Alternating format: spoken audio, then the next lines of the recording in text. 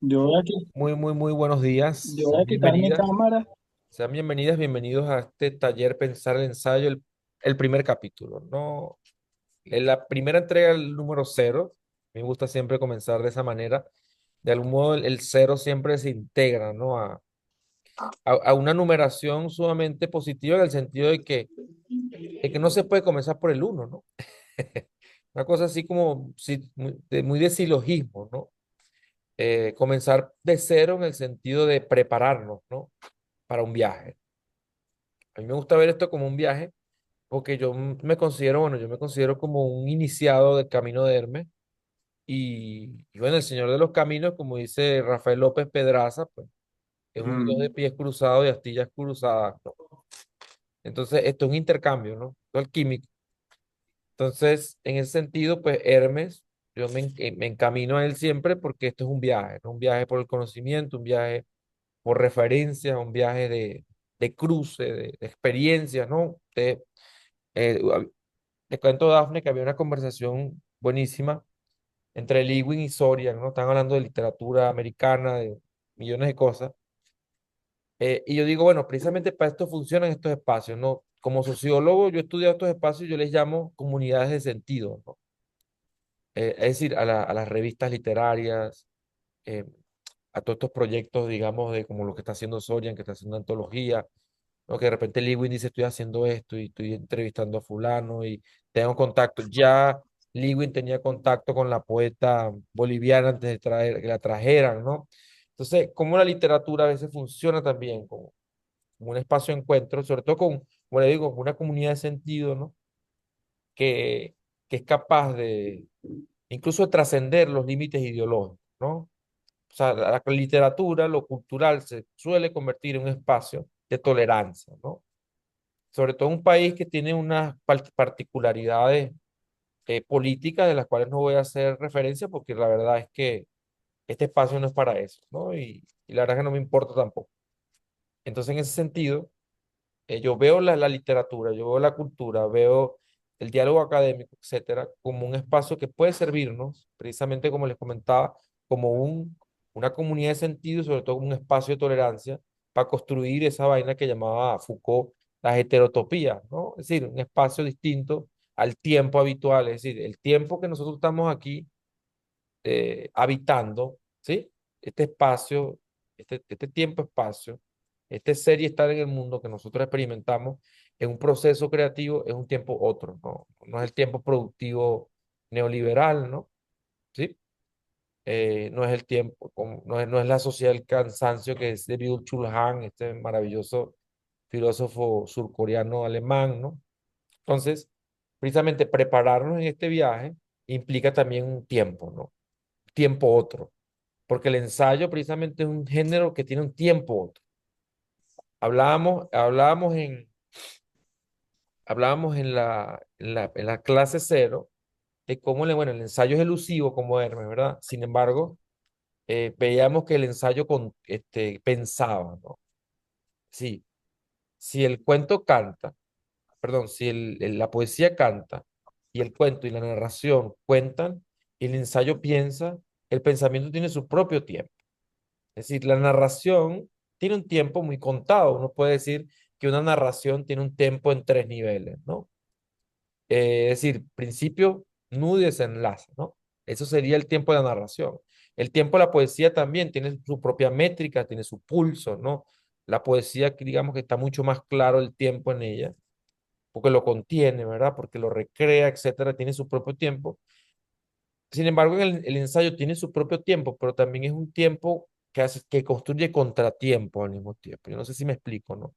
Entonces, en ese sentido, el ensayo, yo diría empezar la discusión de las lecturas, porque a partir de ahora yo dejo de monopolizar la conversa, porque se supone que esto es un taller, ¿no?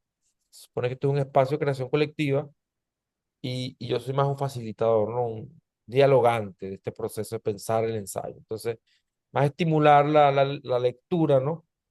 Podemos comenzar por cualquiera, puede ser por Montaigne, nos cita en Napa de la fabulosa Laura Sofía Rivero, que es súper joven además, o el ensayo del compañero Luigi Amara, o incluso, bueno, el mismo texto Earle o la entrada a la Wikipedia, bueno, o el extraordinario Montaigne, bueno, que yo sigo yendo a él todo el tiempo, ¿no? Un tiempo otro.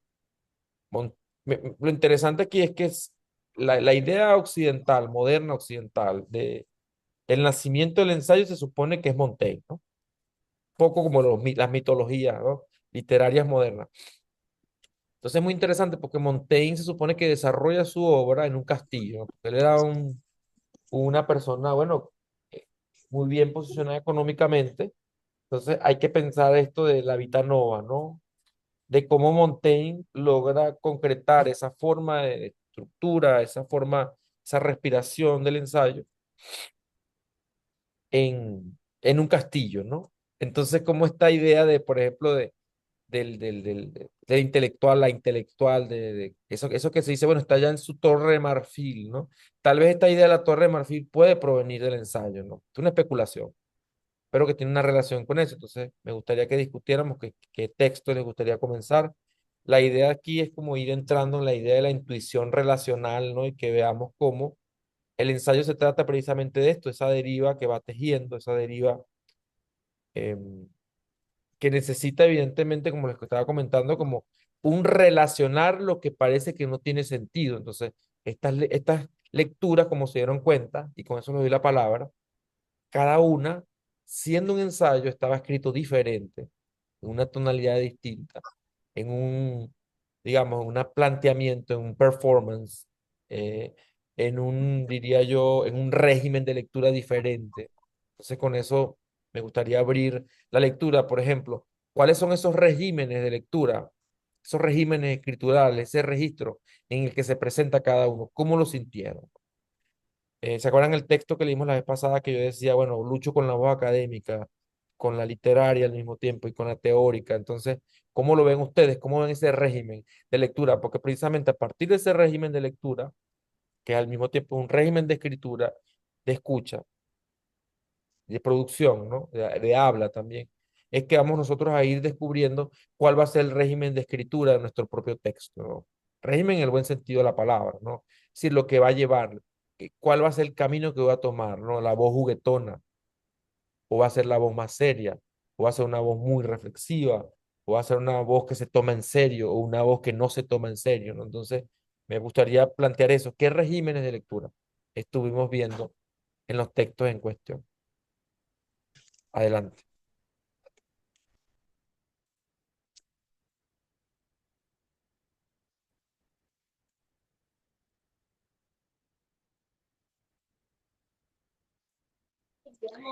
Miguel, no sé por qué no pude leer el de Montaigne no cita en APA, no me cargó el enlace, no sé.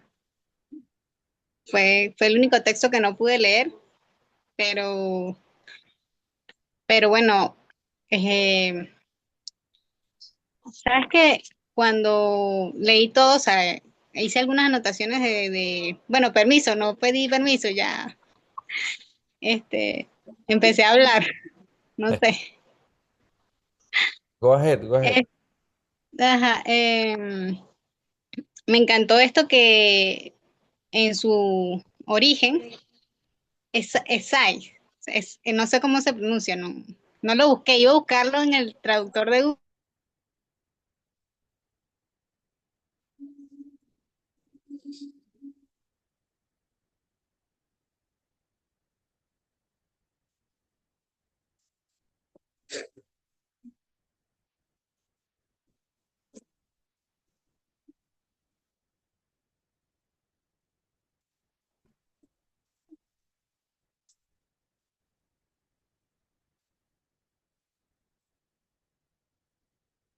Ah, ¿podría alguien, por favor, participar Ah, mientras? ok, yo pensé que era a mí que se me había quedado pegado la No, vaina y no, dije, no. "Verga". Coño, mano, mira, yo me tripié todos los textos, weón. Me los tripié todos, hasta la entrada de Wikipedia. Soy así. ¿Me escuchan o no? Escúcheme, por favor, hablen sin límite, ¿ok? No se restrinjan. Para adelante, ¿sí? ¿Me están Adelante. escuchando? Sí, sí, ¿No? sí, sí.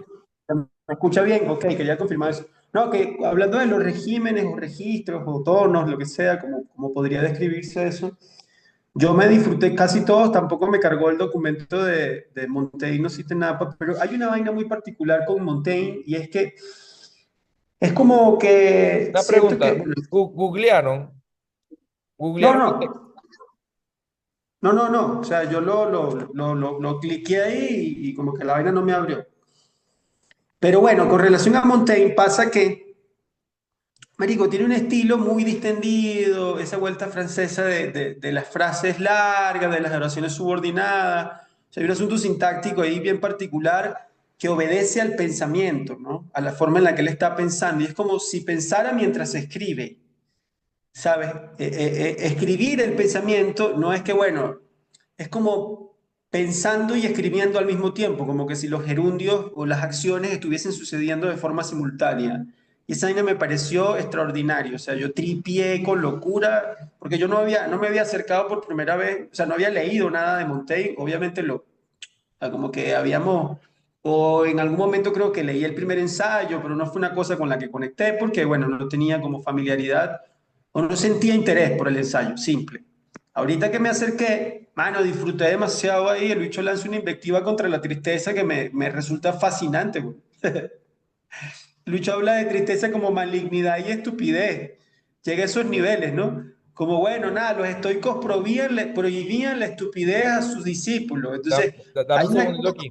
Disculpa que te interrumpa. Estoy transmitiendo en Instagram, perdón, en live, este es Pensar el ensayo del taller. Estamos conversando con Livio Acosta. Adelante, Livio, perdón. tranquilo, mano, tranquilo. Y bueno, nada, lo disfruté mucho hablando de regímenes, que fue la pregunta que soltaste, lo disfruté bastante por el hecho de que, bueno, es justamente eso, ¿no? Es el pensamiento en escrito. Y el pensamiento, incluso tú puedes ver frases que son inconsistentes. Yo me atreví a pensar que hay frases que no tienen consistencia y a las que me costó encontrarle cierta logicidad también o cierta lógica.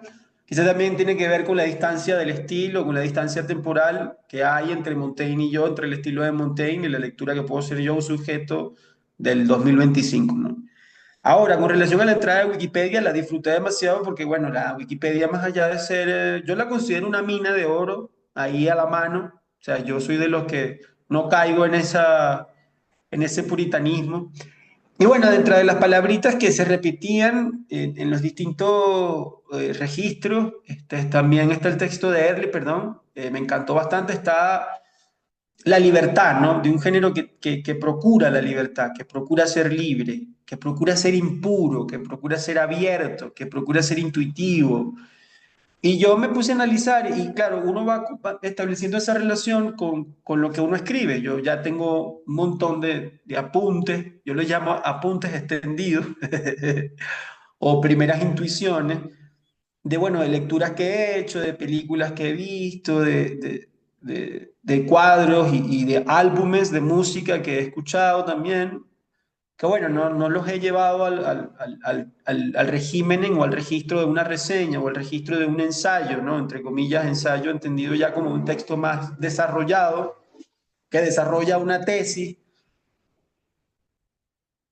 Pero que claro, al final todos esos elementos están ahí en los apuntes extendidos. La intuición, la libertad, la impureza, ¿sabes? Y que tiene también este asunto, esta dimensión estética que tiene una relación con lo poético, ¿no? Y que está relacionado con el estilo, con la libertad que hay en el estilo. Yo tripié demasiado porque, bueno, nada, todo ese asunto del acento subjetivo, y ya voy a cerrar para que hable otra gente. Pero hablando leí en la entrada de Wikipedia, me la tripié porque, bueno, fui anotando cositas de que, bueno, un ensayo también tiene que ver con ese tránsito o esa transición de un punto A un punto que puede ser B, puede ser C, puede ser Z, o puedes regresar al A en 160 grados, 180 grados, creo que dice Luis y el otro pana. Me encantó eso. O sea, este asunto de la relación con lo que es la divagación, la especulación, sentí que el ensayo es como el género que pasea. Creo que lo dice Luis, el género que pasea, es un flaneo de la Planear. literatura. El pana está yendo y viniendo, caminando para allá, regresándose, como vacilándose el paisaje, es como un pana que anda en una nota. Yo lo siento que el ensayo es como un pana que anda en una nota de weed así, perdón por la gente que está por ahí escuchando la vaina, Pero bueno, nada, con relación a eso, ¿cuál es el otro texto? El de Erle me fascinó, hay un montón de citas ahí con las que o sea, con las que me siento full identificado, vamos a ver si consigo uno por acá. Y con eso cierro para que haya espacio para que alguien más hable. Yo tampoco soy así muy... El ensayo es un género de la imaginación. Este es Luis. El ensayo es un género de la imaginación reflexiva o de la reflexión imaginante. Hermano, eso me coñetó. Porque, ¿qué pasa? Que, claro, uno viene de una formación en la que, bueno, no puedes usar la imaginación en el ensayo. Yo vengo de una formación académica, digo, yo me formé en Falcón, en la UNEF, y no había nada de esto, o sea, había todo el planteamiento de que había que cumplir con unas normas de estilo, APA, Chicago, qué sé yo, Vancouver, qué sé yo, y había que, no se planteaba el ensayo desde esta libertad, ¿no? Además, el pana hace algo extraordinario. En el texto inscribe el ensayo dentro de la creación, porque se tiende a pensar que el ensayo no es creación también, no es creativo. Y, marico, yo he leído ensayos. Hay un ensayo de Alan Paul que se llama El arte de pensar en arte o de actuar en arte, donde él básicamente lo que hace es estudiar o revisar o hacer un recorrido sobre las distintas puestas en escena que han hecho escritores como Héctor Libertela o Mario Bellatín en sus libros, el mismo Borges. O sea, existe una gente extraordinaria ahí. En fin. ¿Qué más? Entre los de Montaigne, claro. ¿Conoce- ¿Y qué más? conocen el texto de Alan Pauls sobre el arte de corregir? Claro, claro, probar una vez, dos veces, probar dos veces, tal, no sé qué. Bueno, yo escuché La conferencia, claro. Es que la es una conferencia. conferencia, extraordinario, corregir mejor, como que es una cosa así, probar y corregir, no me acuerdo cómo se llama, pero sí lo conozco, sí lo he escuchado. Y me encanta esto, me voy a quedar con esta frase para cerrar mi comentario y que alguien más hable, de avanzar por tanteos. Es una cosa que, hermano, la disfruté demasiado porque, bueno, al final los pocos ensayos que he escrito, los pocos ensayos que he decidido publicar o sacar por ahí, que son dos ensayos que sacó el papel literario del Nacional, uno sobre historia de la marcha a pie de Victoria Estefano y otro que saqué sobre, bueno, una asociación que hice entre Emila Rodríguez y Eloísa Soto. Coño, uno avanza así, güey, por tanteo, uno no sabe para dónde va. Y eso es lo sabroso, que uno no sabe para dónde va. Ya, Mira listo. qué interesante lo que dice, sobre todo varias cosas que me llamaron profundamente la atención. La verdad que tu intervención estuvo brillante en general, me resonó muchísimo, sin embargo hay unas ideas que me gustaría como resaltar, ¿no? Primero, este tema primero me gustaría resaltar el tema como parte de esa problemática de darle, que es esto de que hay muy poco texto sobre el ensayo. Ujú. Entonces, así como hay poco texto sobre el ensayo, hay muy poco Ya va, mano, proceso. ya va, disculpa. Disculpa, que es que anoté aquí una frase que me gustaría que también desarrollaras, porque esa la escuché, te la escuché a ti en el video que tú, porque también vi el video de la Ajá. clasecita.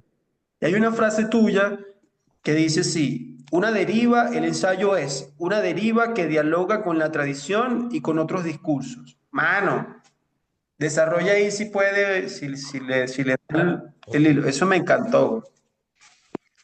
ok, déjame anotarlo. Bueno, Una fíjense, deriva que dialoga con la tradición y con otros y discursos, o otros, con otros discursos.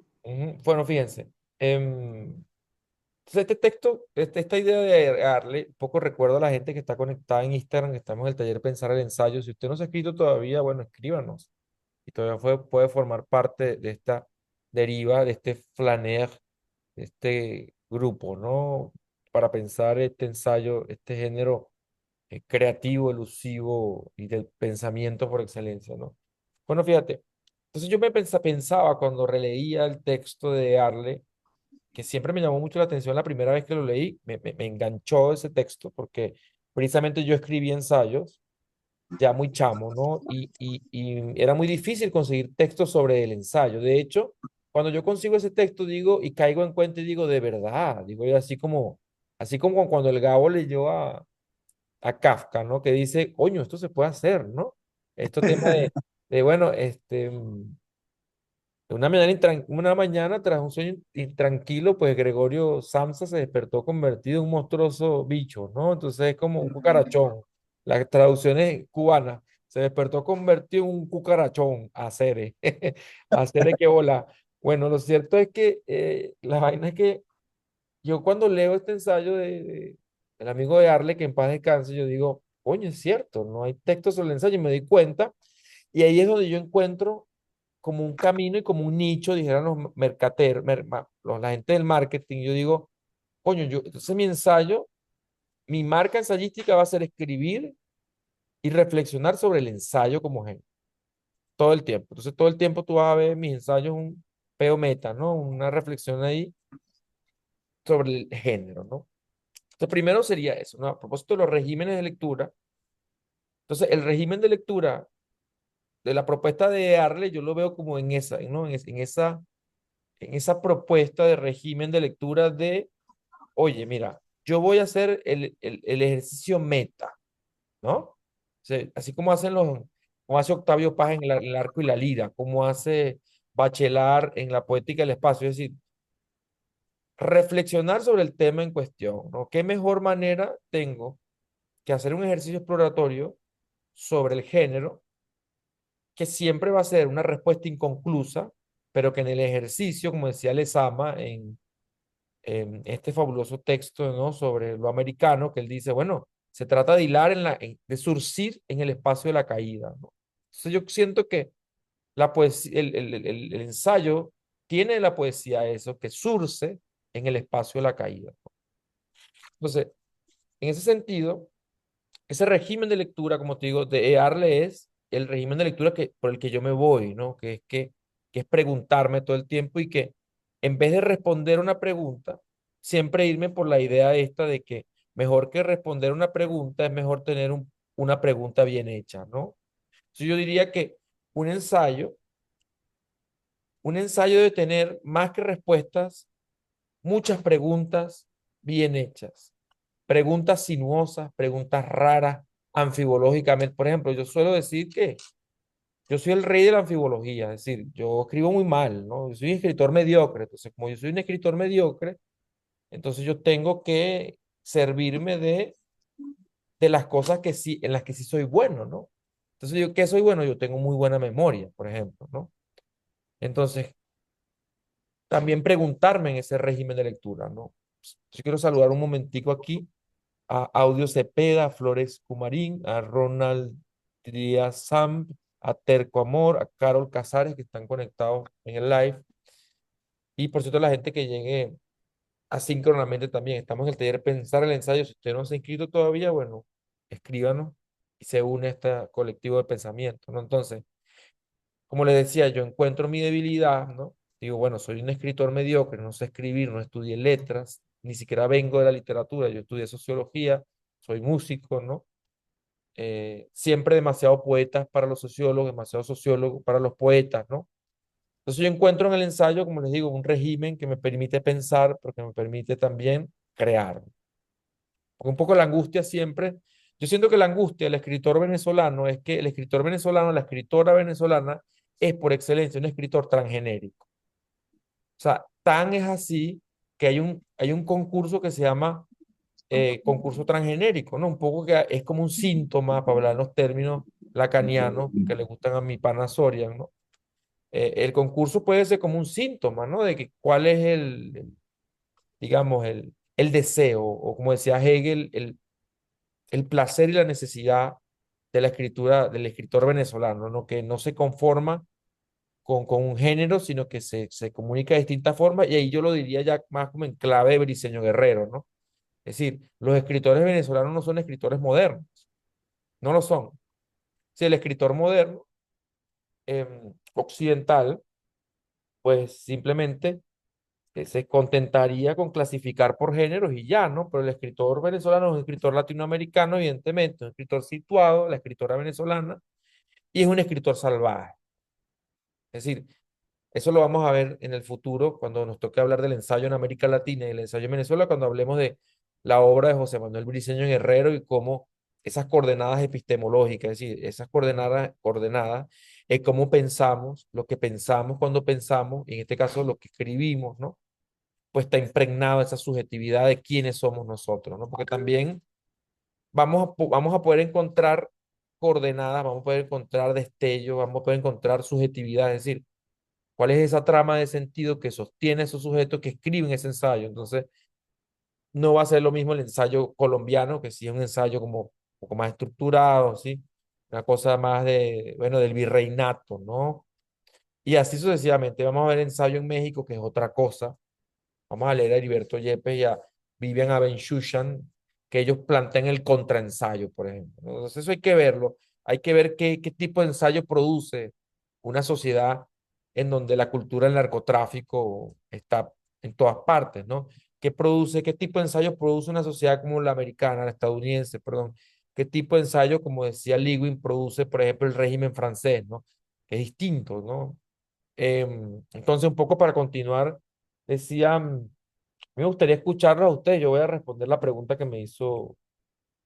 eh, que me hizo Lewin, pero me gustaría escuchar a Sorian o a Daphne, ¿no?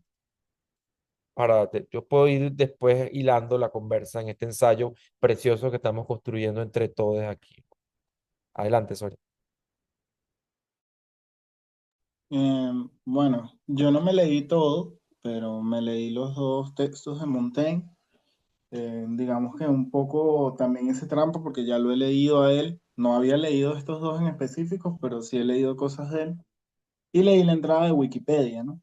En la entrada no es que hice anotaciones, sino que simplemente la leí y yo aplico qué es lo que realmente queda de eso, de qué se queda pregnado uno, ¿no? Que al final es como lo más sincero.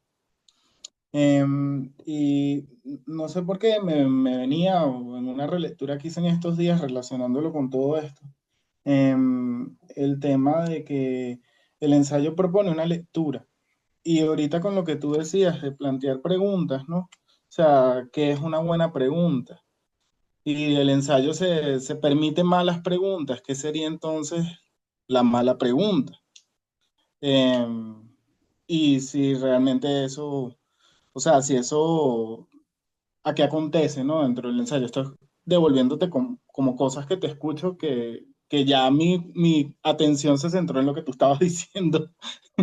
Em, hay una cosa que a mí me parece interesante, eso que decías de un ensayista que reflexiona sobre el ensayo, ¿no? Y digamos que qué obra no pasa por una reflexión, qué obra de calidad no pasa por una reflexión, y si el ensayo entonces ahí em, se permite como permearse de otros lenguajes, ¿no? Y esa capacidad reflexiva, pues, o sea, la importancia del ensayo parece, o sea, y por lo que leí en la entrada de la Wikipedia, pues, o sea, tiene ese sentido de persuasión, ¿no?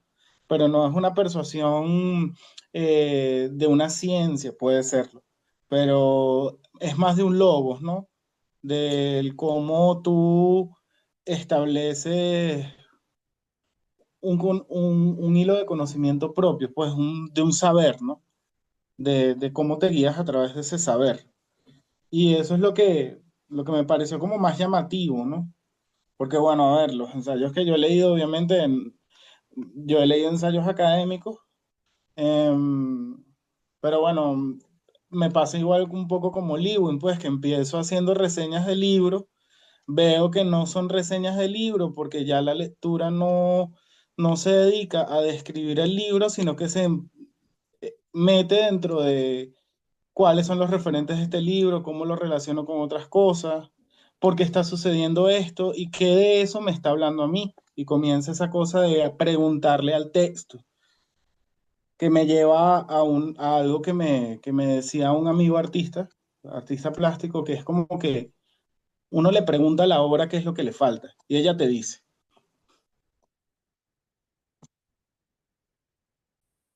Maravilloso. ¿Alguien más quiere? Bienvenido, Daniel, que llegaste por ahí. ¿Cómo estás? ¿Nos escuchas?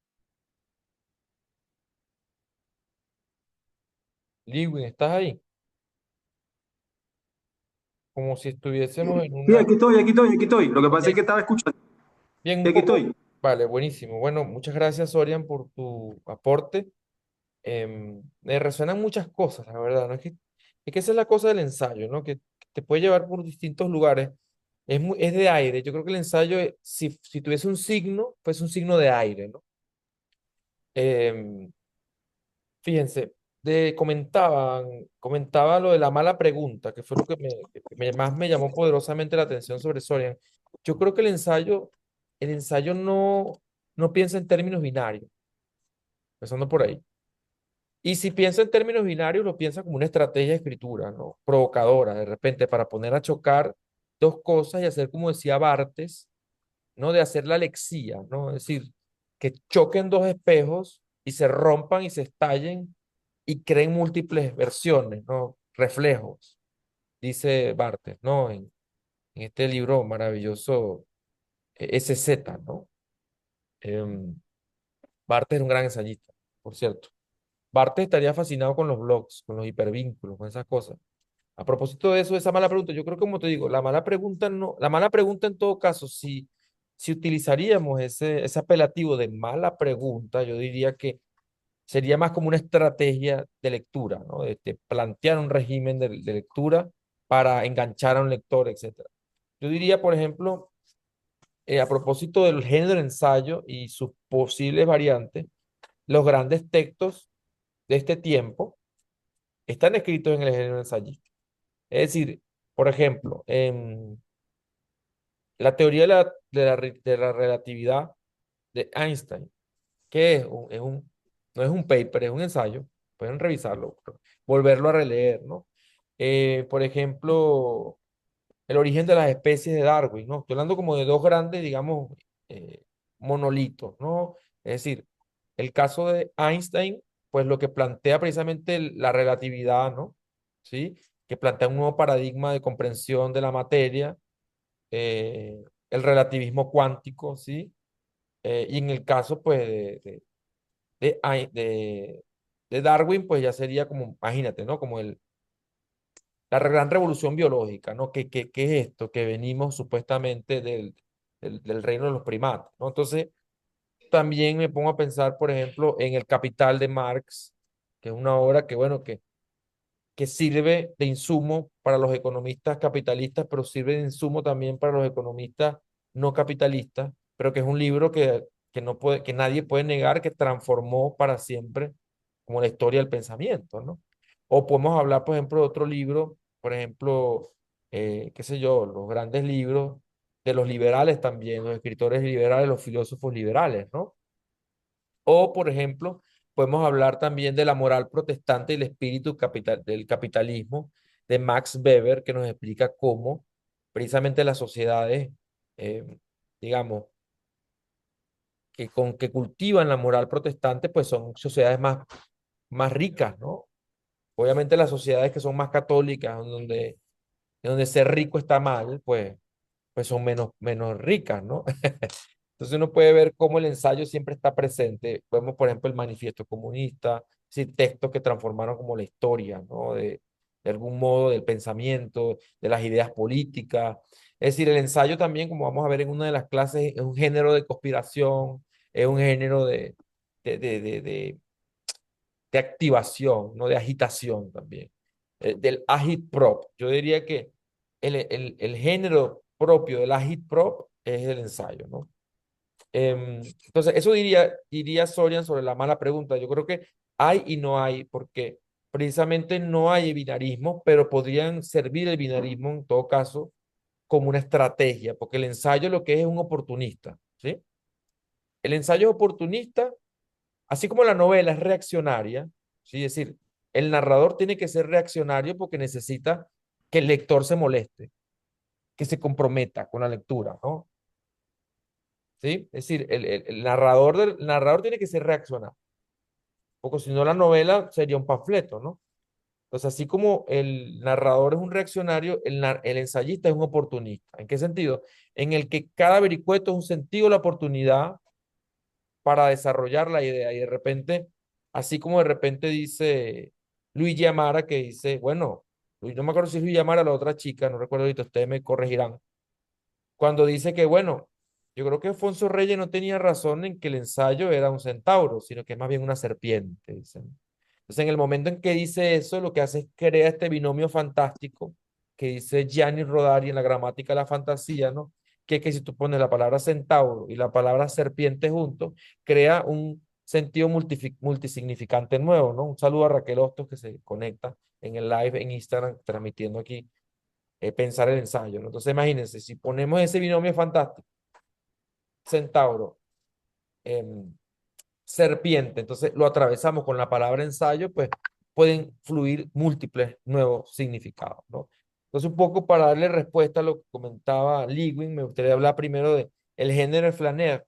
Evidentemente, el género flaner por excelencia, porque el flaner toma el camino, anda, ¿no? Como dice André Le Breton en esta filosofía, sociología del caminante, ¿no? Bueno, toma pura intuición, ¿no? Sigue intuición. Como decía Lewin, uno no sabe a dónde va. La verdad es que uno no sabe a dónde va. O sea, es decir, la idea del pensamiento estructurado, todo eso viene ya de una mitología de la ordenación del texto en la página, ¿no? No sé si ustedes conocen este extraordinario texto de Marshall McLuhan, ¿no? De la galaxia Gutenberg. Es decir, la manera en cómo nosotros hablamos, que pretendemos ordenar el pensamiento, obedece a la cultura, digamos, gráfica, a la aparición del texto escrito, pero la verdad es que el lenguaje es translenguaje. Es decir, nosotros hablamos sin orden. La sintaxis, es decir, la lingüística universal no son más que meras propuestas modernas para querer clasificar un idioma que es el mismo y que son variantes en esto que los sociolingüistas llamamos la recursividad fractal, ¿no? Entonces, en ese sentido, eh, ¿Sabes qué? Ya va, ya, para... Miguel, Dime. dame chance de un paréntesis. Pensé, justamente mientras estabas haciendo tu locución, pensé en unos versos que Joan Manuel Serrat trae de Machado, que dice, caminante no hay camino, se hace camino al andar, ensayista no hay ensayo, se hace ensayo al ensayar. O sea, básicamente puedes usar ahí en esa fórmula de, bueno, en esos versos que son de Machado que Serrat nos trae en esa gran canción, o sea, le puedes cambiar y poner ensayo ahí. Me acaba de ocurrir esa reescritura. Ah, ya va, Excelente. yo voy a aprovechar el paréntesis del Lewin, me colié. Sigan hablando que voy al También baño y vengo, ¿ok? ayer leí una cosa de Enrique Lin que me pasó Juan, un poema, Ajá. y dice, nada se pierde con vivir, ensaya. Así como Ujú. Coño, nada se pierde con vivir, ensaya, ¿no? ensaya, sí. Estoy Cámara, ahora, anotando aquí. monólogo de un padre, una cosa así se llama Ah, la, sí me acordé. Yo creo que ese poema está, weón. Ahora está que me resonó, porque ese poema debe estar en Poeta Chileno de Alejandro Zambra, weón. Creo haberlo leído ahí. no sé, pero yo ayer me lo pasó Juan y fue así como que, uff, qué arrecho es. Bueno, Enrique Lin es un grande, marico. Enrique Yo Lin no es lo un he grande. leído, ¿No? es mi primera, la primera vez que lo leo. Acércate, acércate. Yo tengo creo que un par de cosas en digital. O sea, acércate a la hora del pana. Creo que tengo es las piezas oscuras y tengo otro más. Tengo otro más. Sé que tengo otro más, pero lo que he leído recientemente sobre las piezas oscuras y es un genio, weón. Es un genio ese pana. Yo creo que te puede gustar bastante. Ah, mira, sí, no lo voy a tener en cuenta. Sí, mano, actívalo. Lévalo. Hombre, me da pena hablar aquí con una Dafne. Dafne, cuéntanos, habla tú un poquito. Hola, lo que pasa es que se me cae demasiado el internet, chamo. No sé, Ah, se cae mucho. No, pues a bueno. mí, bueno, les comento a ustedes, no sé, Miguel no está. Aquí estoy. Ahí No, está ya. Miguel no está. Ya llegué. Ah, No, hola. Miguel, era un secreto, era sin ti. Bueno, vamos a ver el internet. Bueno, un saludo a la Pero gente que se conecta por ahí en Instagram. Adelante. Bueno, de Arle me gustaron muchas frases que él menciona allí y bueno, no sé si Sorian creo que lo comentó, no sé, pero esto que él habla de arte y oficio, de espontaneidad y rigor, abstracción y concreción, eso es como ese proceso reflexivo tan intenso que te lleva a ese tanteo, pues. Y me pareció muy genial lo que él dice de cómo juzgas la realidad y que eso es lo que hace que cada ensayo sea tan intenso y tan personal. Esta, esto que dice, cuando él cita a Mariano Picón Salas, dice que qué es lo que necesitas para escribir un ensayo. Primero, tener algo que decir, decirlo de modo que agite la conciencia y despierte la emoción de los hombres. Y además en una lengua tan personal y propia que ella se bautice a sí misma. Ujú. Y entonces luego dice, no es un texto, no es un género que se destaque por su pureza, y sin embargo, creo que con este tanteo, con esta situación tan personal, hace que se genere algo sumamente esencial, no, que no decir puro, pero sí esencial desde ese ámbito totalmente humano. Y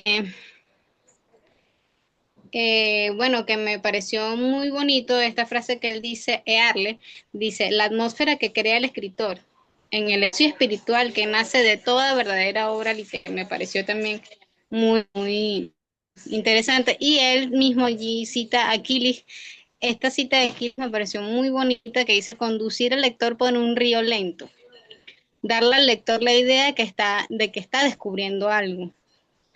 Y no, justamente a Earle, sentí que estaba leyendo algo.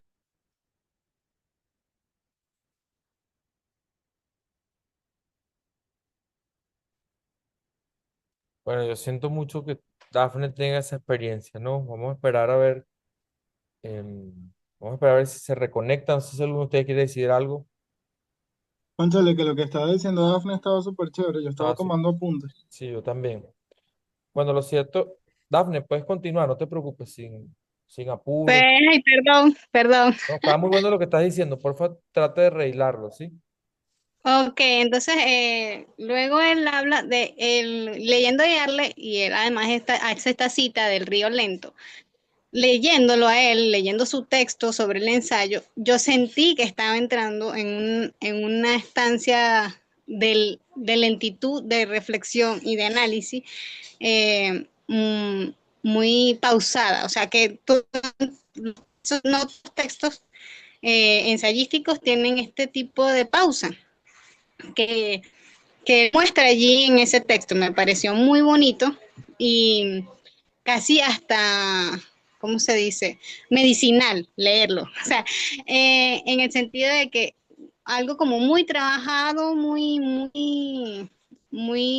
pausado, muy estudiado, muy analizado, y que en la forma en la que él le escribe, se genera una forma de recibir medicina con lo que estás leyendo porque es un texto lento.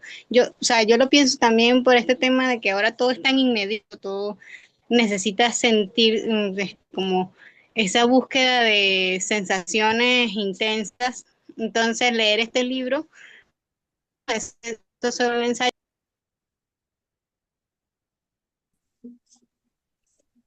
¿Aló?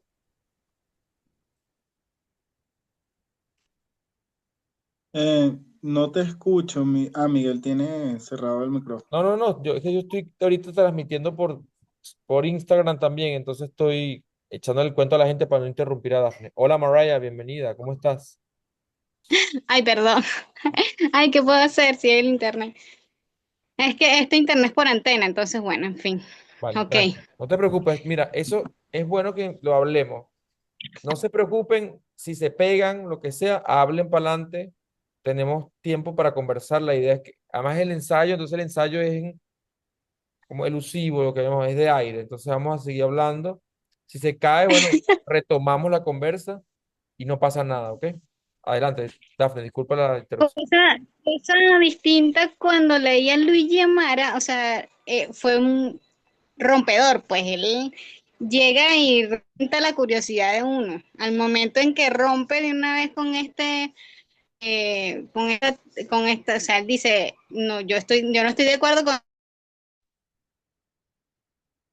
yo más bien pienso que es una serpiente, y entonces empieza a decir todas estas analogías de la serpiente y de cómo.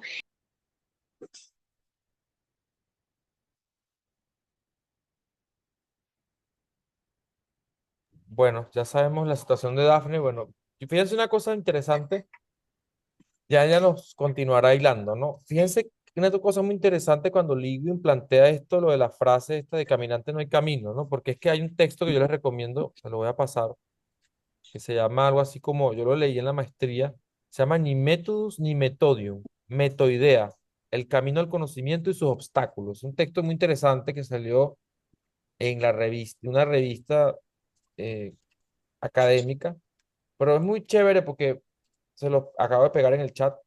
Es muy chévere ese texto porque precisamente plantea un poco eso, ¿no? Em, cómo el ensayo precisamente dialoga también con con el texto filosófico, ¿no? Es decir, porque el ensayo tiene un método también, ¿no? Es decir, ¿qué es un método? Metodium, ¿no? O sea, hay que hacer como ese análisis exegético, digamos, interpretativo, ¿no? Para aclararlo y bajarlo, ¿no? Precisamente Methodus tiene un asunto. Entonces uno tiene que preguntarse, por eso yo hablaba del régimen de escritura y de lectura del ensayo, porque hay que preguntarse cuál es el método que voy a seguir. Es decir, con esto quiero introducir lo que me planteaba Lewin. Lo que pasa es que no quiero hablar de las respuestas de Lewin porque entonces se la va a perder y fue el mismo que hizo la pregunta, ¿no? Pero, ¿cómo?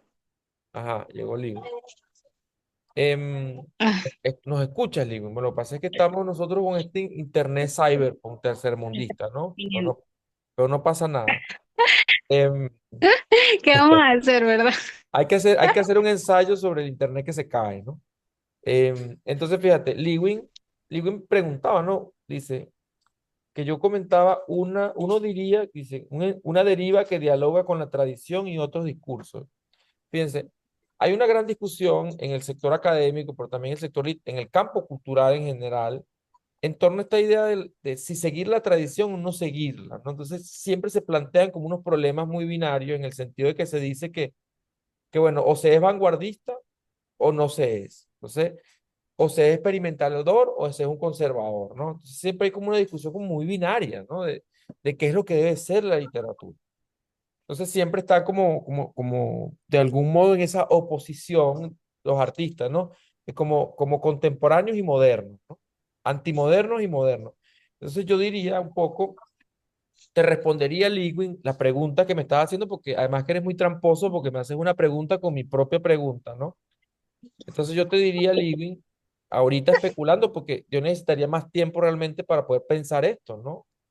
Yo te diría, Living, que yo creo, a mí me gusta mucho una frase que dice Roque Dalton en una entrevista que le hacen en la revista Casa de las Américas cuando andaba en ese periplo latinoamericano, y él dice una cosa que me parece muy cool y que yo la he adaptado a la religión, la he adaptado a mis prácticas espirituales, la he adaptado a mis prácticas políticas, a mis prácticas, digamos, de las nuevas masculinidades, una práctica incluso hasta que la he aplicado en mi sexualidad, ¿no? Es decir, dice Roque Dalton, hay que asimilar críticamente la tradición literaria y cultural de la humanidad.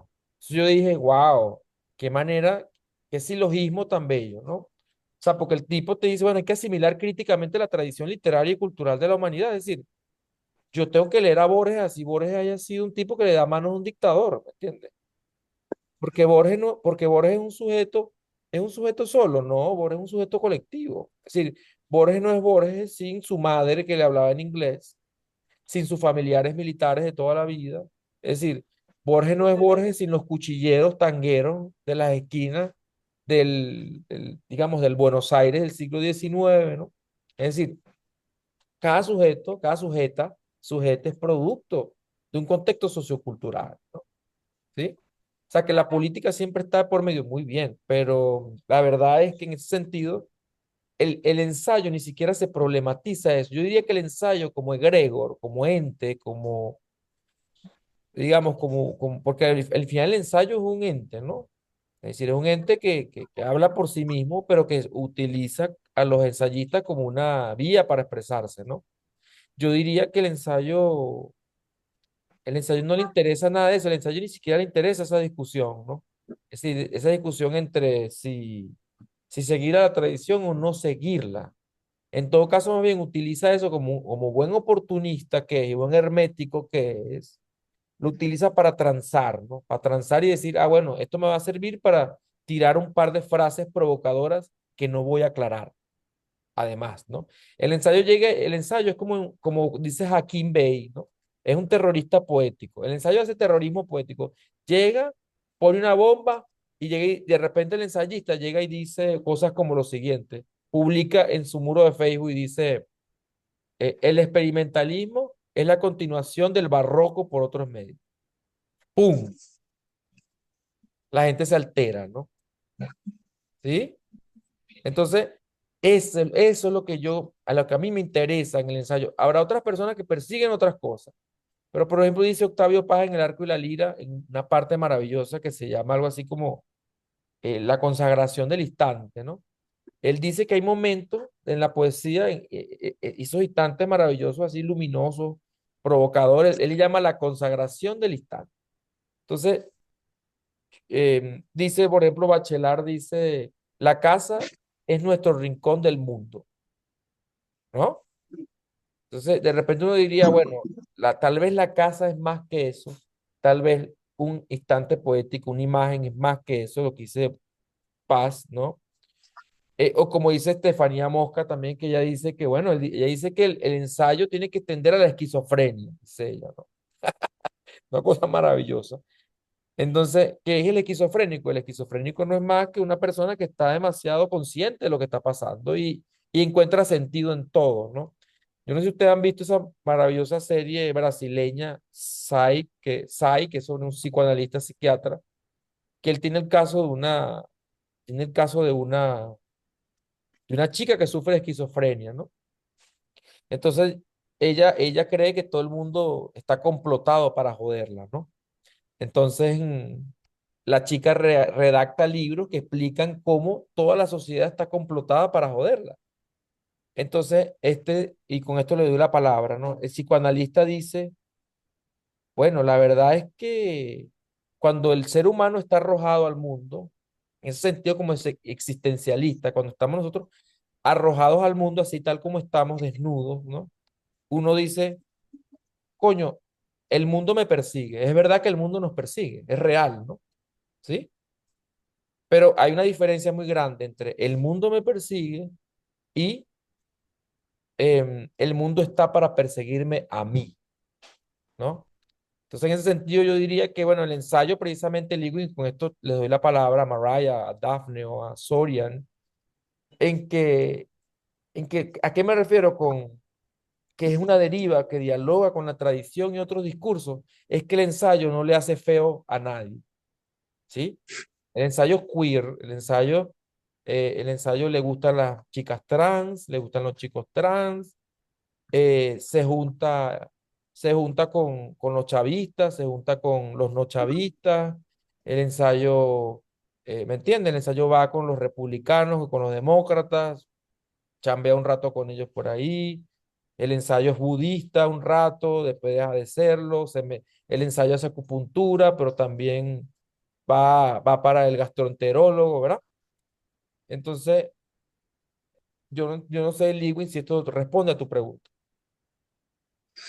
Sí, claro, claro, claro, claro. Yo, por ejemplo, se me escucha bien, ¿verdad? Sí, se me escucha bien. Este, es muy loco, ¿no? Pero desde muy temprano a mí se me ha dado la idea de escribir libros o de intentar proyectos como transgenéricos por lo que dices de la... Ah, No, lo que de, pasa es que yo aprovecho estos momentos para hablar con la gente en Instagram que está conectada. Disculpa. fino, Se te escucha tranquilo. clarito, Liwi. Ah, Se te ¿qué dices, escucha Sonia? bien. Fino, fino. No, bueno, este asunto de los formatos, ¿no? De la descripción de los formatos. Hay un escritor chileno que me gusta muchísimo que se llama Benjamín Labatut, extraordinario, he perseguido todo su trabajo, todo lo que puede estar publicado por allá, por ahí, ¿no? Entonces, siempre que lo invitan a entrevistas o que lo llevan a ferias o festivales, la gente le pregunta, ¿no? O intenta describir sus libros, etiquetar sus libros, clasificar sus libros y decir, bueno, Maniac, que es como lo último que sacó, es una novela. Y a él realmente responde siempre con cierto desdén, con un desdén con el que yo me identifico un poco, que es como, ¿por qué tanta preocupación o por qué tanta exigencia? ¿Por qué tanta preocupación por etiquetar y por clasificar las cosas? Todo eso obedece a razones de mercadeo que ya sabemos, de circulación y de distribución, ¿no? Una de las ventajas que yo he pillado, que he decidido mirar como ventaja, que tiene uno estando dentro de Venezuela, que existen editoriales, las oportunidades no son tantas como parecen serlas, por lo menos para uno que vive en una ciudad del interior y que, bueno, no está precisamente tan relacionado ni tan vinculado con instituciones culturales o literarias de distinta índole política. No es tan fácil, pero publicar, digo. Eso me ha permitido a mí, esa marginalidad, eso mantenerme al margen, poder escribir libros o justamente darle rienda suelta a a mi necesidad de expresarme en distintos formatos, ¿no? Entonces siento que mis libros terminan siendo ensayos, aunque no estén directamente, aunque no escriban ensayos. Digo, son ensayos en el sentido de que incluyen de alguna u otra manera o juegan con los formatos. Y creo que, y con los tonos, y con los estilos, y con un montón de cosas. Yo creo que he estado ensayando desde hace mucho rato y ahorita, justamente a partir de este taller, es que estoy como tratando de hacer conciencia de trabajar conscientemente, o de ser consciente de eso. Y los libros que he escrito en un único formato o que he publicado en un único formato, los he publicado más por un asunto bueno, uno envía los concursos y los concursos generalmente son así, ¿no?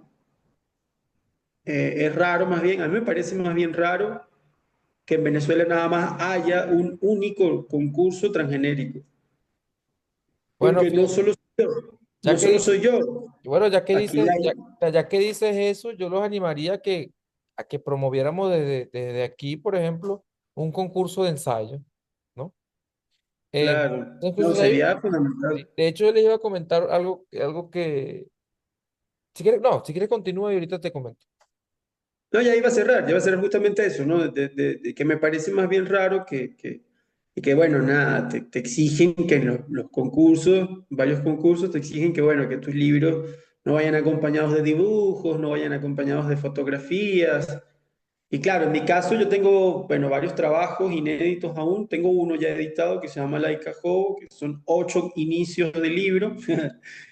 Que bueno, que contiene aforismo, contiene poema, contiene diario, bueno, diario no, como apunte, contiene una carta a mí mismo, Mira, es muy contiene... importante, disculpa que interrumpa, antes que se me vaya la idea, es muy importante lo que tú estás diciendo y con esto te doy la palabra para que sigas hablando. Y Ujú. esto es muy importante para hablar del género ensayo, pero también para hablar de cara al campo cultural venezolano. Un saludo a Iralí que se conecta a Alejandro Navas, a Arte del Origen, Editorial Tierra, Moving Georgina, Maridí, Jesús Alberto Calle Serrano, Raquel Hostos, Carol Casares, Terco Amor, Ronald, Flores Cumarín y Audio Cepeda, que están conectados en el taller Pensar el Ensayo. Inscríbanse si no se han inscrito todavía. La inversión, $20, hay distintas formas de pagar, solo tienen que comunicarse conmigo y cuadramos, ¿no? Incluso hay hasta trueque de servicio. La idea es que la gente le llegue. Y si no ha pagado, también comuníquese conmigo para poner en contacto con mi contadora, con mi money manager, para que resolvamos esos asuntos. Fíjense una cosa muy interesante. Lo que tú estás hablando de tu obra, ¿sí? Eso es una cosa que Bueno, yo conozco muy bien el campo cultural venezolano porque por deformación he tenido que conocerlo, ¿no? Es decir, para hacer gestión, cuando yo ya trabajé durante 10 años en la gestión cultural, digamos, de alto nivel, pero también como editor alternativo, etcétera. pero también como escritor, porque al final el asunto con el creador, la creadora, el creador venezolano es que tiene que ocupar muchos roles, ¿no? Entonces un poco me recuerda al Lewin a mí mismo porque yo escribía desde Barinas y recuerdo cuando yo visitaba a Juan Calzadilla, cuando era presidente de la Galería de Arte Nacional, Juan me decía que si yo realmente quería hacerme un nombre en la literatura venezolana, yo tenía que irme a Caracas. Entonces yo me negaba un poco porque la verdad es que yo siento que la mejor producción literaria que yo he hecho la hice desde los ostracismo, ¿no? Entonces tampoco quiero tampoco romantizarlo ni idealizarlo, ¿no? Pero quiero comentar esto es porque yo creo que es muy importante y es muy sano hablar de la propia obra. No sé si me explico. Es muy sano hablar de la propia obra, porque como no hay un campo cultural que estimule eso, el autobombo está mal visto, ¿no? ¿Sí?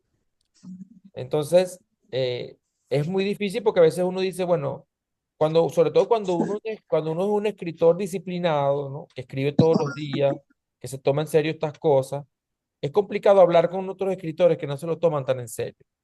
Entonces, frente a eso, está la cosa de, bueno, uno teme que el otro crea que uno es un egótico, etcétera, ¿no? Pero yo creo, como dice el filósofo boliviano Juan Bautista Segales, ¿no? Que si uno habla de su obra, si uno carga una libreta todo el tiempo y uno carga su lapicillo, es porque uno tiene buena autoestima intelectual, ¿no? Entonces yo creo que el ensayista también promueve una buena autoestima intelectual, ¿no? Porque el ensayista, como está pensando, se toma en serio. Así esté jugando, es porque se toma en serio lo que está pensando y se lo toma tan en serio las ideas que tiene, las disquisiciones que tiene internas, que dice, yo tengo que registrar esto. Pero es que si te pones a ver todo el mundo piensa en clave ensayística. Todo el mundo piensa en clave ensayística. Todo el mundo está todo el tiempo teniendo un ensayo interno, ¿sí? Una cosa que se le haya puesto ese nombre, se haya caracterizado de, digamos, de la categorización de la narratología. Yo digo, si hay narratología, debería haber una ensayotología, ¿sí? Los reto, las reto a escribir la teoría de la ensayatología, ¿no? Porque hay narratología, hay poetología, poéticas, pero no hay ensayísticas, ¿no? Hay un libro maravilloso que se llama Ensayismo, que se lo recomiendo, Ensayism, de un autor estadounidense que no recuerdo el nombre ahorita. De hecho, mi espacio en Substack se llama Ensayismos, ensayismo en español, ¿no? Entonces yo creo que hay que cultivar más yo creo, esto ya es una especulación sociológica, pero yo creo que un país se mide, digamos, su nivel cultural, su nivel reflexivo, su nivel, digamos, de densidad reflexiva en la medida en que tiene grandes ensayistas, ¿sí? Es decir, eso lo vamos a ver en el ensayo latino, cuando hablemos del ensayo latinoamericano, el ensayo venezolano, por ejemplo, hablar de Mariano Picón Salas, ¿no? Gente que pensaba al país. Cuando hablamos de Mario Briceño Iragorri, por ejemplo, cuando hablamos de el Mario Briceño Iragorri de Mensajes sin Destino, eso es un texto que tenemos que leer, que si no lo conocemos hay que leerlo. Cuando hablamos de formación y proceso de la literatura venezolana de Mariano Picón Salas, cuando el tipo nos dice que la mejor manera de conocer la historia latinoamericana y venezolana es a través de la literatura. Cuando revisamos en Hundiéndonos en el excremento del diablo de Juan Pablo Pérez Alfonso, que nos avisa de esa crisis que estamos atravesando, ¿no? El tipo dice, hermanito, no se puede vivir de la magia petrolera, ¿no? Es decir, este gran ensayo, por ejemplo, de Fernando Coronil, El Estado Mágico, ¿no? Es decir, las claves para entender al país, a los países, siempre están en un texto ensayístico. ¿Qué sería, por ejemplo, de la Revolución Rusa, por ejemplo? Sin el Estado y la Revolución de Lenin, ¿no? Lenin dice en el Estado y la Revolución, en el inicio, dice, los estados son presidios para los obreros, dice, ¿no? Una cosa súper preclara, ¿no? Que uno ya se daría cuenta luego, bueno, con el confinamiento por el COVID, etcétera. Ahí es donde yo digo, bueno, no importa cuál era la ideología política de Lenin, sino su preclaridad ensayística, ¿no? Em, ¿Alguien está levantando la mano? ¿Quién levantaba la mano adelante?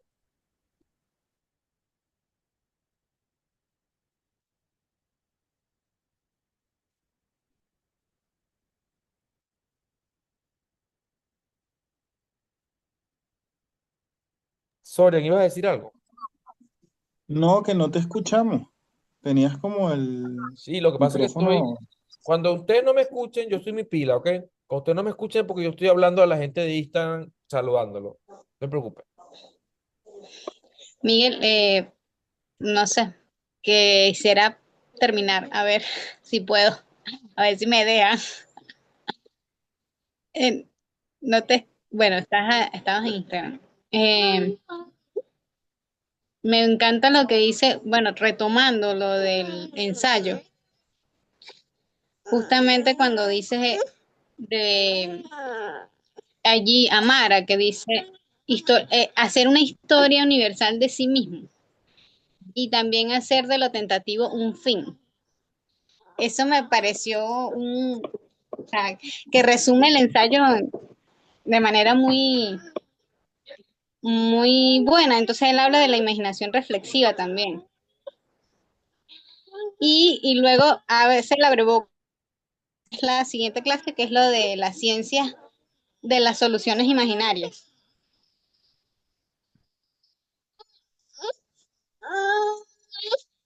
Eh, y cuando abre, él dice algo así como la inquietud de paladear las cosas por uno mismo. Eso me pareció también brutal y me recordó la canción esta que yo no sé dónde es, que dice lo del camino es culebrero, que, que también habla justamente, creo que Lewin lo comentó, de que no sabemos a dónde vamos. Y que justamente ensayar, pues, que es lo que mm, habla aquí el señor Amara, que es esto de también, además, lo de seguir el sendero de la herejía, es casi hasta ensayar, es casi hasta una cuestión de clarividencia, ¿no? Y como es casi una cuestión de clarividencia, tiene que estar dentro del entorno de la herejía porque está más allá de lo que, o sea, de lo que se está viendo y está dentro de uno. ¿Sabes qué? Esto también de la que la física cuántica dice que nosotros adentro eh, tenemos también casi que el mismo tamaño del universo, o sea, que dicen que bueno, que el universo es infinito y tal, pero resulta que hacia adentro, a nivel molecular, ya sea certificado, o sea, ya se ha estudiado científicamente, pues a través de la metodología y tal, que el universo hacia adentro, molecularmente, es infinito también. Entonces, imagínate, si nosotros tenemos esa infinitud adentro, no está loco decir que, ajá, bueno, uno está haciendo una historia universal de sí mismo y además esto que él dice, destacar lo que hay de común en la experiencia humana. Entonces, cuando no te Montaigne, que cuando lea Montaigne de nuevo, que ya nosotros lo habíamos leído en la vez pasada, lo que pasa es que yo no pude, o sea, yo lo retomo ahora y digo, bueno, se parece un poco incluso o lo copia, no sé, el escritor de las 48 leyes del poder. No sé si me estoy saliendo del tema que le voy a preguntar, pero más o menos el escritor de las 48 leyes del poder, no es que yo he leído el texto completo, no, pero se parece más o menos al discurso que tiene Montaigne en sus ensayos. Entonces, más o menos como para preguntar, bueno, las 48 leyes del poder también es un ensayo.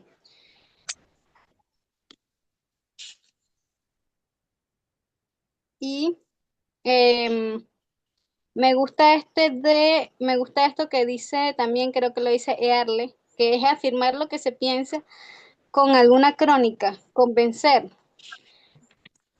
pero a la vez Luigi también dice que, o sea, que dejas la imagen allí y no vas a convencer a nadie, sino que, bueno, te muestro esto y tú verás lo que...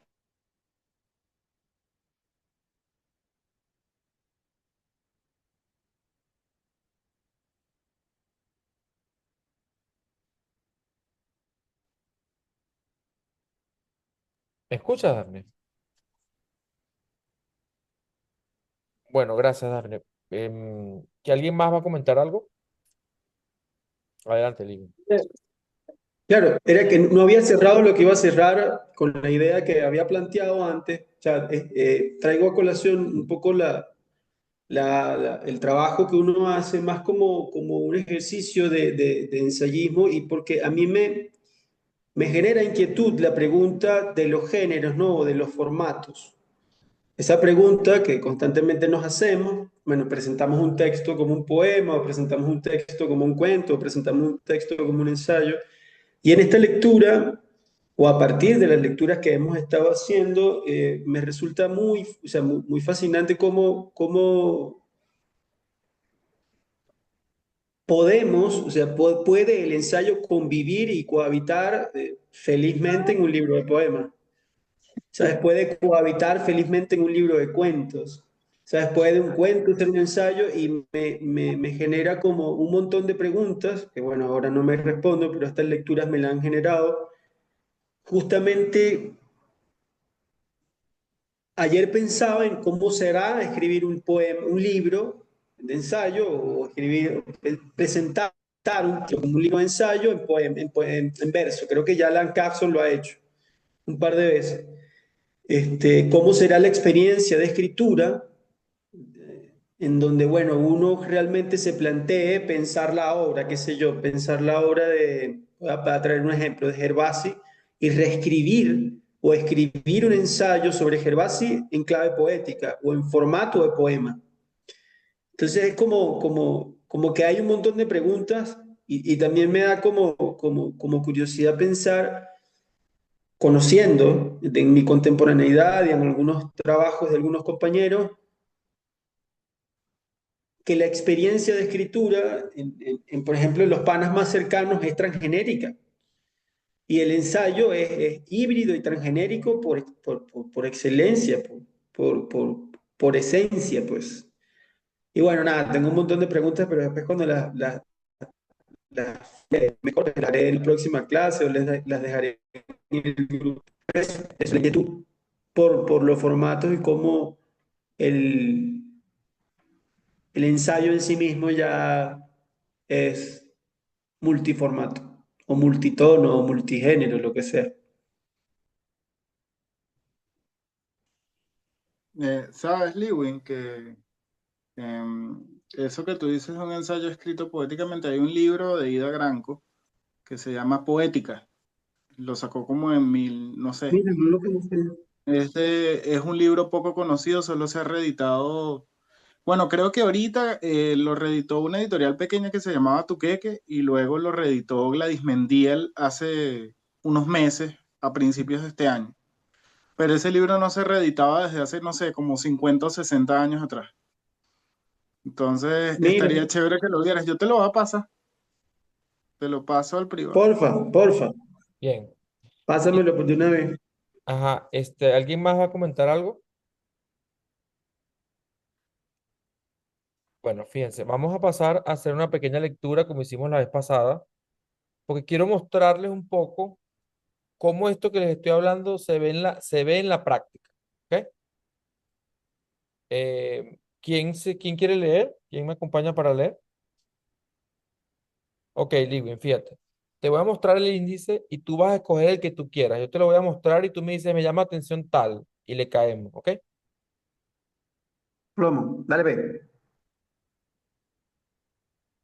A modo de prólogo, Entonces, lo que te llama la atención, lo, lo, negro y lo, rojo. lo cliqueamos. Dale, pues, dale. Tenemos aquí un epígrafe, ¿lo ven? Sí, todos los conceptos que un individuo utilizará en su vida deberían ser creados por él mismo. Genial. ¿Cuál te llama la atención? Saludo a la gente Ya, que se capítulo conecta. negro y Estamos en el taller rojo, Pensar el ensayo. arranque. Tensión. Tensión, ok. ¿Sabes por qué? Porque me recordó un libro de Mariano Peirú, ¿sabes? Este académico español. Él tiene un libro fascinante que se llama Tensión y Sentido, Ok, donde hace como una suerte de revisión diacrónica sobre la poesía, pues. qué genial. Sería fino que lo revisaran. Yo lo tengo, igual lo puedo compartir también por el Telegram. Está Ok. brutal ese libro. Entonces Es un puedes, ensayo. De acuerdo, compártelo con todos, porque sobre todo en el classroom. Un saludo a las Ok. personas que se conectan. Estamos en el taller Pensar el ensayo. Saludos a Fiesta Fetus, a Michi Gallardo, Peroso Franklin y Pantone 2758 que y se integran. ¿Puedes ver el texto que vamos a leer, Lewin? Sí, hermano, lo veo perfecto. Ok, por favor Pero si empieza. lo quiero- Yo lo voy moviendo. súbelo un poquito, súbelo un poquito. Perdón, sobre la tensión, ya, súbelo un pelo, fino, fino, ahí está fino. La tensión de todos nuestros conceptos para crear el mundo. La tensión se percibe y concreta en el acto de utilizar un arco. La mueca que a modo de destello corporal es una sumatoria de dicho estiramiento. La tensión está presente en cada movimiento, para no decir el lugar común de la retórica llamado todo. La gestualidad y el tensionar están literalmente unidos. Tanto los conceptos como las palabras sufren ese jaloneo problematizador. Se tensiona cuando se usan los recursos, cualesquiera que estos sean, en donde sea, en el plano de las ideas y también en el del cuerpo. Así como tensiono la piel, los músculos del rostro, la exterioridad, el mundo de los objetos, los sujetos, todo elemento situante tensiona. Mi ejemplo preferido para explicar la tensión, la fuerza, el arcano decimoprimero que se enfrenta al ejercicio de domar el cuerpo y la dimensión de lo que está debajo de nuestra cintura. La metáfora es casi literal. Se trata de cerrar las fauces del león. Si fuese un verbo, ¿cómo sería su conjugación? Yo tensiono, tú tensionas, todos. Volvamos al ejercicio del arco. El arco no está solo en mis manos, mucho menos la multitud de gatillos en cada arma de cada hombre en el conjunto de ejércitos y fuerzas de ocupación en el mundo. Se tensiona hasta desde el otro lado de los que acabo de nombrar, es decir, del ocupado invadido. Tensión como ataque, como defensa, al mismo tiempo acción-reacción, ejercitando tensionar como forma de ser y estar en el mundo, porque no es raro que el principio del mundo propuesto sea una suerte de raíz y asociación bélica. Tensión como guerra interna, como aquella frase del señor Sartre, estoy solo, pero camino como un ejército que irrumpiera en una ciudad. Sabía muy bien, sufrió en vida ocupaciones, tensiones, así como nosotros desde este lado. Tensión del arco en medio de la invasión. Ya lo veo, ¿ves? De nuevo tensionar como forma de ser y estar en el mundo. Desde la tensión eurocéntrica, el ser no es sino que acontece, Heidegger, a la tensión nuestra. Hay que surcir el espacio de la caída, les ama. No son más que tensiones. La poesía también es un tensionar de arco. El verso es surco y el surco mismo que veo levantarse como líneas que acompañan al horizonte de los campos. Ahí está la tensión que viene desde abajo, brotando en forma de voluntad de vida, esta vez distinta a la de la guerra. Se trata del movimiento tensionado desde abajo, de la vida que brota y se hace paso en medio de la negrura de la tierra, la semilla. Tensiona entonces la vida buscando luz, tensiona al mismo tiempo la necesidad del subalterno de ser universal. Digo, ser universal en tanto puede habitar tantos cuerpos, el del colono, el de las ciencias del colono y al mismo tiempo la respuesta de su búsqueda de identidad. Aprovecho y me pregunto si dicho ejercicio de preguntarse quién es no obedece a una especie de dicotomía A de entrampamiento occidental y B de resistencia para espantar al fantasma helenocéntrico. Civilización y sujetos habitantes de multitudes culturales que no tensionen su identidad en la búsqueda de universalización en la diversidad epistémica está condenada a desaparecer. Asunto presente, por ejemplo, en la voluntad de vida atada a la racionalidad tecnológica. Me explico. El hecho de que vía al transhumanismo, por ejemplo, las élites de Occidente busquen la inmortalidad en las máquinas, tiene que ver con su logos naturaleza de muerte, que tiene implícito e incluso casi inscrito ontológicamente en su racionalidad no seguir reproduciéndose o en todo caso no permitir a otros hacerlo. De modo que la posibilidad que se ve en el futuro es dilatar la existencia, es decir, tensionar desde su propia ética de la vida, digamos ahora, un ejército de ocupación civilizatoria, de máquinas en donde, por cierto, podría desaparecer la tensión del músculo real para darle la bienvenida a otros tipos de tensiones mecánicas o cibernéticas. Cada vez que tengo la oportunidad, ya sea por puro azar o casualidad, de sintonizar el canal de deportes cuando hay alguna competencia de arco y flecha, veo el diseño de los arcos de ahora, que si de carbono o algún invento reciente para hacerlo más liviano, resistente o ergonómico o lo que sea que puedan inventarse los marketineros e ingenieros carentes de la lógica de la reproducción de la vida, y trato de pensar en cómo es posible que un instrumento de esta naturaleza, es decir, una herramienta premoderna, pueda permanecer todavía en pleno siglo XXI. Y además me sorprende que incluso existan profesionales de su uso como diciéndonos que aún hay suficiente, perdón, diciéndonos que aún hay quienes afinan la puntería como en aquellos tiempos en que la gente aparentemente se mataba de forma más digna, como dicen en las peleas callejeras, de caballero a caballero, solo que el ímpetu civilizador nuestro lo dejó como deporte. Ah, nuestro no, me equivoco. De Occidente y su gran maquila, depósito de objetos arquetipales que hacen posible la reproducción y supervivencia de las pulsiones guerreristas. Claro, yo me pregunto justo ahora que surge, ¿qué otra forma de ser y estar en el mundo podría ser la atención?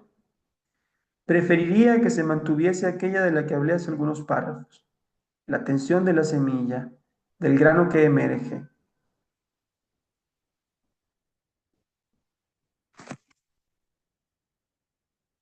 Muchas gracias, Liven. No sé si Nada, quieren, nada, compa. no sé si quieren comentar algo y pasamos al otro texto.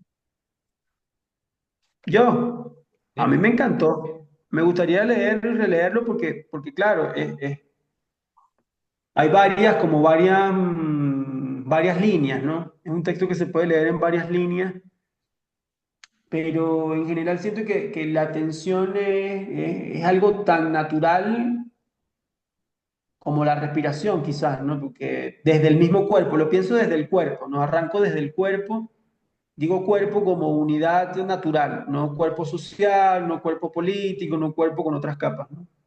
Y de ahí en adelante puede uno arrancar porque la dinámica relacional con los demás seres también es un diálogo o una dialéctica de tensiones, ¿no? Como un tensar constante. Yo creo que el tensar, o el tensionar, perdón, que es como el verbo que usas, está constantemente en la vida cotidiana. Me voy con la cabeza un poco rota con este ensayo y eso está fino. Qué genial. Sabes Ay, que hemos estado viendo Dragon Ball Z desde el principio. Primero vimos Dragon Ball y luego vimos Dragon Ball Z. Y entonces estábamos en esta parte en la que iban a pelear contra Freezer, ¿no? Y entonces está Goku, está, está Goku reparándose en la nave de Freezer porque lo lleva Vegeta y tal, ¿no? Y entonces está esa ultra mega tensión que uno vive como durante 20 capítulos para ver a Piccolo muriendo, ver a Krillin, a Gohan, todos muriendo y Goku pues entrando en el máximo de Jin, ¿no? O sea, él está entrando en el máximo de Jin para ver luego esa máxima explosión de Yang que es el Super Saiyajin. Entonces, no, está, es también, es justamente esa visión tuya de, de lo natural, de lo cotidiano, y cómo tú lo demuestras a través de toda esta situación de surcir pues la realidad con lo que tú sientes, con lo que se vive, con todo, con todas las diversas, desde las diversas puntos de vista que lo puedes tener. Gracias. Gracias a ti. No, a mí me encanta, a mí me encanta esa parte, ¿no? Sobre todo, qué drama cuando muere Krillin, ¿no? Una cosa, yo, Durísimo, no, durísimo. no, no, es muy duro. ¿Cómo es? Además me queda como una frase, la anoté aquí, ¿no? La atención como un estado fecundo, como un estado fértil, ¿sabes? Como un espacio para el surgimiento y como dices, ¿no? La atención emerge, o sea, de la semilla, como posibilidad y como vientre de posibilidades y horizontes, ¿no? Me queda esa frase en la cabeza. Muy bien. No sé si terminamos aquí o leemos otro texto. ¿Qué quieren? Yo podría escuchar otro, mano, sin problema. Bueno, No sé, escojan. no sé los muchachos. Sí. No sé los muchachos, ¿qué opinan los demás? Por mi bien, puede escuchar otro texto. Bueno, ¿qué otro Orian. leemos? ¿Quién quiere leer? Yo no me comprometo porque siempre se me cae el internet, así que Bueno, puedo leer Sorian, yo. dale, Sorian. Dale, voy. Tú me dices si quieres Em, avanzo y puedes ver más el índice para ver otros títulos. no, quédate ahí en negro y rojo. Negro y rojo, ok. Eso le hace como coqueteo a lo de Stenhal. Por supuesto, claro, claro. Ah, ok. Dale objetos perdidos, el siguiente. Así sin mucha creatividad porque está chévere el título. Ujú. Tienes que bajármelo porque solo veo el collage. Ajá. Gracias. Déjamelo ahí. Ok. Antes de hablar de los objetos perdidos, es necesario y puntual agregar que no es lo mismo hablar de objetos perdidos que de un objeto perdido. Digamos que más que agregar, se trata de una aclaración. Ahora sí, comencemos. Los objetos perdidos son lo más parecido a lo que falta en la caja de la mudanza, a lo que flota en el naufragio literal y metafórico. Los objetos perdidos necesariamente no están perdidos. Puede que estén allí, solo que no los vemos. Es imperativo tener presente, mientras más buscas los objetos perdidos, menos los encuentras. Mientras menos los buscas, más te los tropiezas. Los objetos perdidos nos dicen o nos aclaran qué perdidos son porque ellos nos miran a nosotros. No es al contrario. Esa es la venganza de los objetos, cuando los sujetos creen haberlos cosificado y convertido en el proceso de decisión, en cosas para usar o manipular como con un palito. Así como un tercero es el objeto mismo el que ha subordinado al sujeto a observar los objetos. De modo que la pérdida de los objetos no se debe a los objetos mismos, sino a quienes son portadores de dichos objetos y en tanto portadores dependientes. Vas a poder seguir. ¿Qué es la mujer, el hombre que temprano buscan las llaves, el libro, la dirección anotada en un papel que creímos haber dejado encima del escritorio? Sujetos perdidos por los objetos que creen perdidos. El tiempo nos lo rebasa. Puede que el estrés ocasionado por encontrarlos arruine por completo la condición con que abordan el nuevo día. Y sucede en todos los espacios y jerarquías cuando el jefe más jefe no encuentra los objetos perdidos porque el jefe más jefe que el jefe ha solicitado y termina por convertir al otro en un objeto abandonado. Pero esos objetos u objetos de otro costal. Lo cierto es que están en rebelión los objetos y parece que están condenados al silencio. Sin embargo, los colores, las formas, todas las características que les fueron dados en el proceso de fetichización, el secreto, Mars, la parte maldita, Bataille, que llevan implícitas y desconocidas generalmente por nosotros. Nos sigue seduciendo y perdiendo en la dimensión de la posibilidad de poseerlos, claro, porque esa es otra cosa. Él o los objetos perdidos también son aquellos a los que no tenemos la posibilidad de alcanzar o acceder. Allí están y nos observan. Lo peor es que no se burlan porque no tienen por qué ni cómo. Solo pueden suceder, solo puede suceder algo parecido con quienes los portan, que son poseídos o subjetivados por los objetos que portan. Se trata de una especie de posesión y no es parte de quien porta, sino de quien es portado. ¿Por qué? Porque es más lo que le aporta performativamente el objeto al sujeto que lo contrario.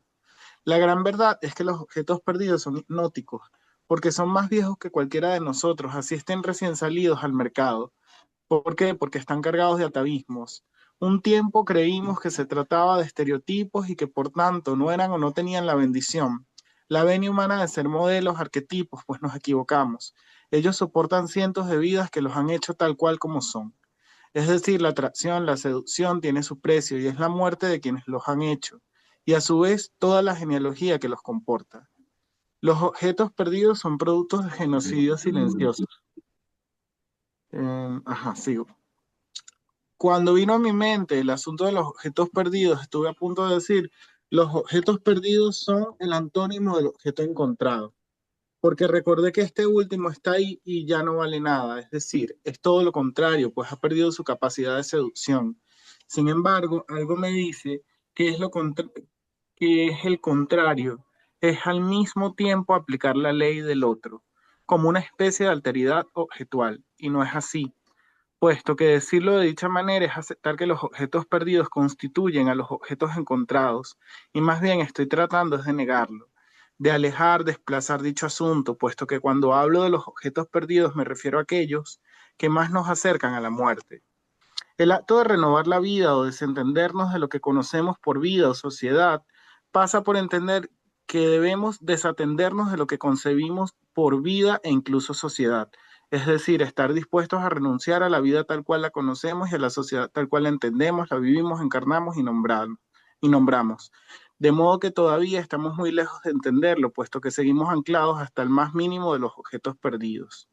Entender que hasta el objeto más insignificante tiene inscrita una teleología de muerte es pasar al otro plano, no al más allá de lo que conocemos, sino al más que esto que conocemos.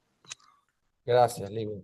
¿Quieren compartir algo al respecto de la lectura? Antes de eso, saludar a la gente que se conecta. A Auriele Benavides, a Nataniela, a El Gabo, a Rodrigo Benedict, Besar con las manos, Pantones, Fiesta Fetus, Michi Gallardo, Peroso Franklin, y Iralí, Alejandro Navas, Mándale Arte de saludo a Origen, Bolívar de mi parte. Editorial Tierra, Moving Georgina, Maridí, Jesús Alberto Calle Serrano, Raquel Hostos, Carol Casares, Terco Amor, Ronald Flores Pumarín y Audio Cepeda. Acuérdense, si no se ha escrito en el taller, usted todavía tiene chance, me escribe un privado. Lo fino de esto es que la primera clase está grabada en el aula virtual. Esta clase va a quedar grabada el día de hoy en el aula virtual. Inmediatamente cuando termine esta clase va a estar ahí en YouTube también, se compartirá en redes, así que usted no se va a perder absolutamente de esta clase. Se puede incorporar a la discusión a partir del miércoles que viene, como hoy Mariah se incorporó. Recuerde, son $20 o lo equivalente a $20 de inversión. Puede ser en bolívares, puede pagar por Binance, puede pagar por Cele, puede pagar por incluso pasarela de pago si tiene tarjeta de crédito. Em, Hay distintos métodos de pago, pago móvil también, a precio BCB, como debe ser conforme a la ley. Y si está fuera del país, bueno, tiene otras alternativas también podemos. Y si usted no tiene dinero para inscribirse, pues podemos hacer un intercambio de servicio. El trueque es un antiguo, un ancestral y fabuloso mecanismo de intercambio. Usted es editor, como tengo una compañera que edita video, entonces me está ofreciendo editar mi video, lo equivalente a hacer la conversión de los servicios a los $20 o su equivalente, y ese más o menos es la manera en cómo lo estamos haciendo. Entonces, ¿quieren comentar algo o ya podemos cerrar este encuentro? Bueno, a mí me da curiosidad porque yo veo lo de los objetos perdidos desde otro lado, ¿no? Se puede hablar como una especie de castración, ¿no? Em, Ese juego del Fordá, de lo que aparece y desaparece. Em, Creo que le doy la vuelta por otro lado, sin embargo, es como interesante porque, bueno, es verdad, las pérdidas nos constituyen, ¿no? Em, sí, uno se puede hacer de acuerdo a las pérdidas que uno tiene. El vacío configura. Excelente, muchas gracias. ¿Alguien tiene algo más que decir? Muchas gracias por la clase. Bueno, La chicos, veré, la veré en YouTube.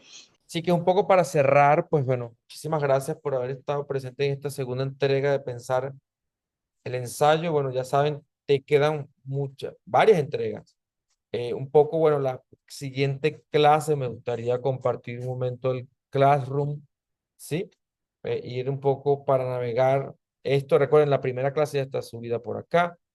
Eh, Está la gente que ha participado, ¿no? Toda la gente que ha participado históricamente, porque este taller se ha dictado varias veces. Entonces, ya la primera clase podemos darla por terminada. La segunda clase es la intuición relacional. Entonces, por favor, hagan la lectura de la patafísica, muy importante, del texto del sentimiento no estar del todo, que está en la vuelta al día en 80 Mundos de Julio Cortázar. Por favor, si no consiguen los textos, traten de escribirme, comentarme en el grupo. Y aquí tenemos, bueno, varios textos. Tenemos también una microclase también de 7 minutos que pueden ver para que entren ya como en la temática de la discusión. Entonces, yo les diría de nuevo que entren a la clase. Si usted todavía no se ha inscrito todavía de lo que está por ahí viendo por Instagram, pues bueno, puede escribirme por el privado para ingresarlo al grupo de Telegram y organizarnos. ¿Alguien quiere agregar algo más? Bueno, chiques, muchas gracias por la participación. Gracias a Lewin, a Daphne, a Mariah, em, a Sorian, por ahí estuvo Daniel también, que a lo mejor tuvo problema con la conexión, pero bueno, esto va a estar entonces en, en YouTube pronto y bueno, nos vemos el miércoles que viene y no se les olvide compartir, darle me gusta, decirle a los panas que están interesados en la cosa del ensayo, saludos a María de Vuelta que se conecta, pues que se ingresen. Voy a hacer un saludo final para todos los que se conectaron, María de Vuelta, José Félix Delgado, Ariel Benavides, Nataniela Gabo, Rodrigo, Besar con las Manos, Pantone, Fiesta Fetus, Michi Gallardo, Peroso Franklin, Iralí, Alejandro Navas, Arte del Origen, Editorial Tierra, Moving Georgina, Maridí, Jesús Alberto Calle Serrano, Raquel Hosto, Carol Casares, Terco Amor, Ronald DJ Sam, Flores Cumarín y Audio Cepeda. Seguimos en este maravilloso espacio de creación. Recuerden, pensar el ensayo es un proceso de, bueno, de comprender que somos unos ensayonautas, ¿no? Sí, es una gran obra en proceso que tiene que ver mucho con la creatividad y con el pensamiento. Entonces, bueno, estamos en contacto y de nuevo insisto, comparta, comenta, me guste, suscríbase también al canal de YouTube y si no se ha inscrito al taller Pensar el Ensayo, inscríbase, que esta gente la está pasando súper. Un abrazo grande y que tengan una feliz semana. Chao, chao. Chao, chao, chao, nos vemos pues. Chao.